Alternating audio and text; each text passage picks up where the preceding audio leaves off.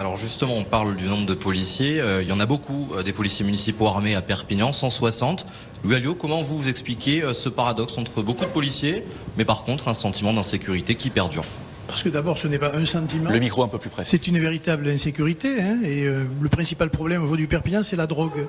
Tant qu'on ne pointera pas ce problème numéro 1 à tous les niveaux, de l'école, j'allais dire au lieu de vie la nuit, eh bien, on ne réglera pas le problème. Car le problème vient de là.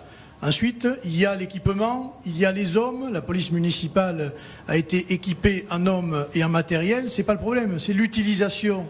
Il faut aller mener la guerre aux voyous. Car pour l'instant, c'est les voyous qui mènent la guerre à la police, qui mènent la guerre aux habitants et qui bien souvent sont confortés dans leur voyoucratie par malheureusement la justice qui systématiquement, lorsqu'ils sont arrêtés, les remet en liberté à de nombreuses reprises avec les conséquences que ça a. Voilà, il faut faire du bruit, il faut mettre en accusation l'État qui est en la matière, il y a carence, il y a non-assistance à personne en danger. Il faut faire comme à Béziers, tout simplement, et montrer qui sont les responsables en essayant sur le terrain de mettre les moyens là où il le faut. Je pense par exemple à la Cité des Oiseaux, qui était quand même une cité très agréable à vivre et qui est devenue aujourd'hui un cauchemar pour les habitants. Pourquoi les services de l'État ne vont pas systématiquement mettre hors d'état de nuire les voyous qui y pullulent? Pourquoi j'ai été saisi par les commerçants de Saint-Martin qui ont cartographié les points de deal,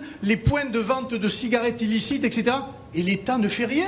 Mais à un moment donné, il va falloir que le maire s'agite, qu'il fasse du bruit, qu'il prenne le taureau par les cornes, et puis surtout, qu'il pointe l'État, parce que le jour où il y aura un drame, et nous n'en sommes plus très loin, eh bien, il n'y aura qu'un seul responsable, c'est l'État, et évidemment les gens qui soutiennent cet État-là.